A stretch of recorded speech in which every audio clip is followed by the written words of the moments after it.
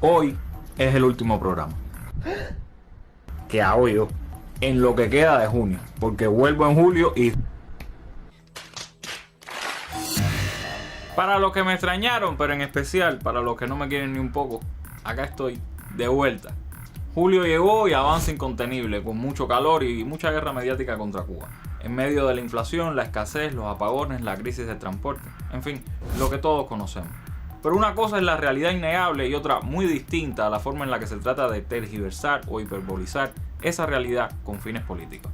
Por eso hoy les estaremos hablando una vez más de las asimetrías en el tratamiento de los medios con respecto a Cuba, y lo haremos partiendo de lo que está sucediendo hoy en Francia y de cómo sucesos similares en cierto sentido, pero que acontecieron aquí a mucha menor escala, fueron usados como combustible para satanizar nuestro modelo.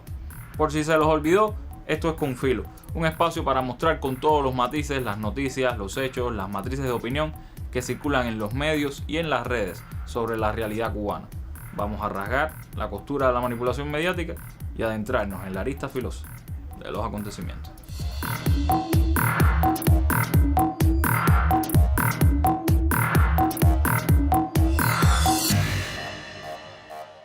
Pero antes de entrar en el tema principal, hagamos un recuento sobre algunos tópicos sobre Cuba o que de alguna forma nos afectan y que han circulado en las redes. Tiempo para un pase de lista. Da igual lo que haga el gobierno cubano, sus enemigos siempre lo criticarán. Se llama objetividad, o al menos así lo quieren vender. Por eso pueden decir que el socialismo es un modelo agotado, pero criticar una medida a favor de la propiedad privada que toma el Estado. Pueden denunciar el pensamiento dogmático de los que insisten en llamar a Estados Unidos enemigo histórico, llamando a un mayor acercamiento, pero criticando cualquier otra alianza que se busque con terceros países. Nada, que en cualquier caso, lo que quieren es un trozo del pastel.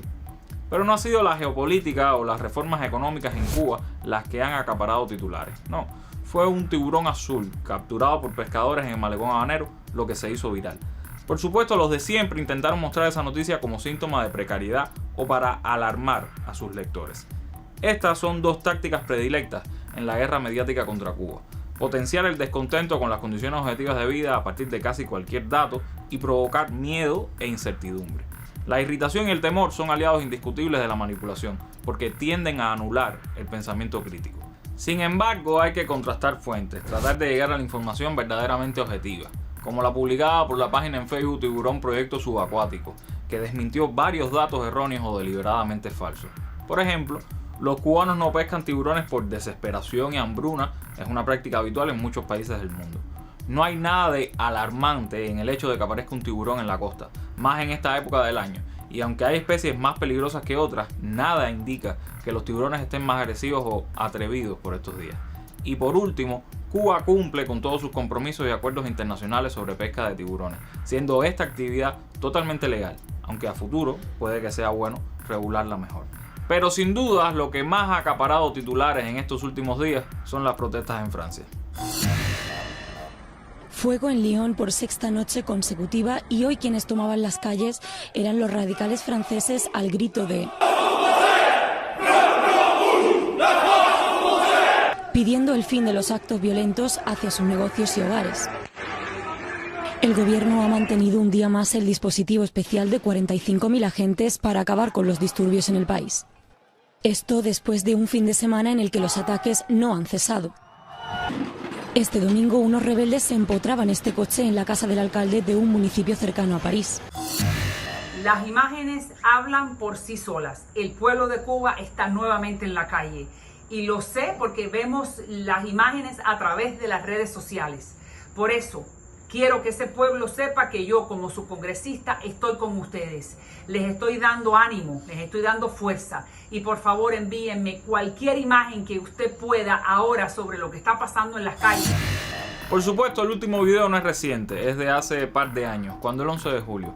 En ese entonces lo que sucedía en Cuba no eran disturbios, sino resistencia ante la cruel dictadura. Y los manifestantes, muchos violentos, eran apoyados por la clase política estadounidense y los ilustres miembros de la mafia anticubana. Y con Francia, ¿qué dicen? La policía mató a un joven de 17 años y no son asesinos. Desplegaron más de 45.000 efectivos en las calles y no hay represión. Miles de detenidos, de ellos un alto por ciento menores de edad, y no hay violación de derechos. Cientos de edificios, cientos de vehículos incendiados y nadie llama a una intervención militar humanitaria. Si esto sucediera en Cuba, pues no hay que imaginárselo, ya sucedió.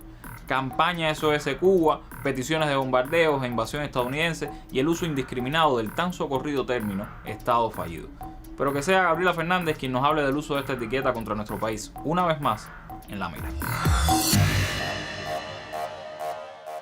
Hace un par de años, más o menos a mediados de este mes, Biden calificaba a Cuba de estado fallido, que por esa época era un término de moda.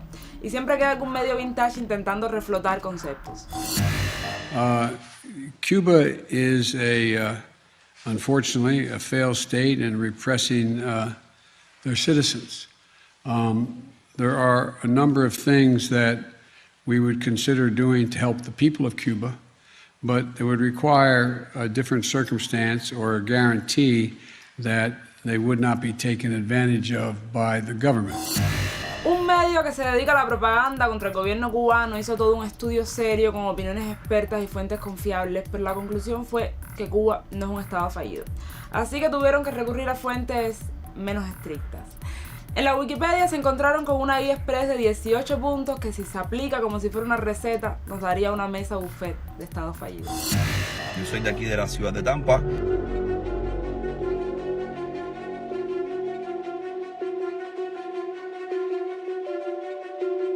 Realmente hay gente pasando mucho trabajo en la vida.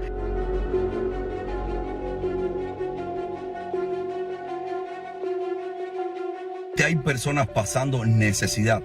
Y tú dices, no, pero aquí en Estados Unidos pasando hambre, mi gente. Aquí en Estados Unidos hay gente pasando hambre.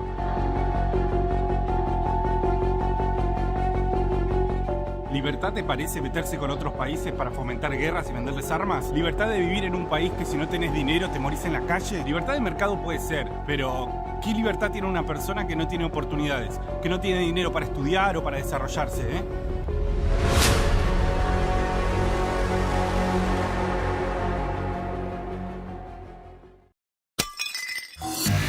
Por eso la política lleva cierto grado de análisis, de contexto. No es marcar verdadero o falso en un test de una fuente no corroborada.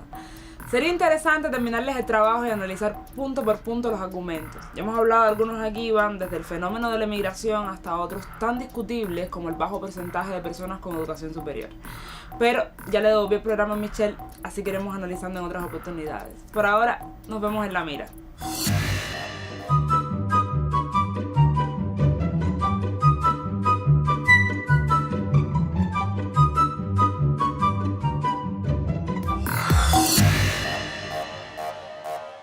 Notan el doble rasero. Si no lo han hecho aún, escuchen al invitado a nuestro cabo. Si lo notaron y lo entendieron ya, pues escuchen de todas formas, que nunca está de más. Cuando estuve en Cuba, viví problemas graves de comunicación con el exterior. No sé si a vos te pasó, supongo que pudiste resolverlos de otra manera, pero yo estaba en un hotel súper bacán, ahí en Varadero, se suponía que iba a tener internet a mi disposición, y resulta que cada vez que entraba en internet para comunicarme con los mails o consultar algo que quería consultar, bueno, pues a los 2 o 3 minutos se caía la comunicación.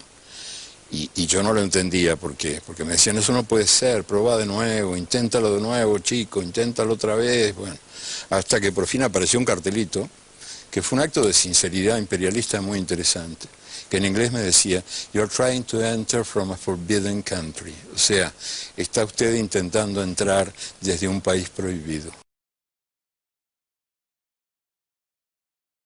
Y me pareció muy interesante que lo reconocieran los propios administradores del negocio universal de la comunicación. Era un cartel puesto por Google, pero bueno, era un país prohibido. Entonces, país prohibido podría ser un buen título, porque en definitiva lo han prohibido, no por sus defectos, que son enormes, ni que hablar, muchísimos, y cosas con las que uno discrepa. Yo siempre con Cuba y con todos los demás, ¿no? Pero con Cuba muy especialmente apliqué aquel consejo que daba Carlos Fonseca Amador, fundador del Frente Sandinista, cuando decía que los amigos de verdad critican de frente y elogian por la espalda. Entonces, yo he criticado de frente siempre las cosas con las que no coincido, pero también sé muy bien que que Cuba es a forbidden country, un país prohibido, por otras cosas. Porque es un ejemplo de dignidad de un país chiquito y pobre que ha logrado sobrevivir a 12 presidentes de los Estados Unidos que se lo quisieron almorzar con cuchillo y tenedor, y que además de ser un símbolo de dignidad, es el país más solidario del mundo. Cuando ocurrió el terremoto de Haití, este terremoto atroz, los primeros médicos en llegar fueron médicos cubanos, 500 médicos cubanos. Y otros 500 médicos haitianos habían sido formados en Cuba gratuitamente, sin pagar un centavo. O sea, es el país más solidario del planeta, sin ninguna duda. Que lo anterior no los lleve a la conclusión de que aquí en Cubita la Bella todo está bien. No es el caso. Tenemos muchos problemas sociales, económicos, políticos. Hay un evidente aumento de la desigualdad. Hay personas que se sienten desamparadas. Hay condiciones estructurales de injusticia que debemos enmendar. Todo eso es cierto y nos tiene que preocupar en todo momento. Pero lo que hacen los enemigos de este proyecto, que en su esencia es mucho más humano y equitativo que cualquier cosa que ellos puedan ofrecer, es tratar de usar esa irritación, ese descontento para avanzar en su agenda.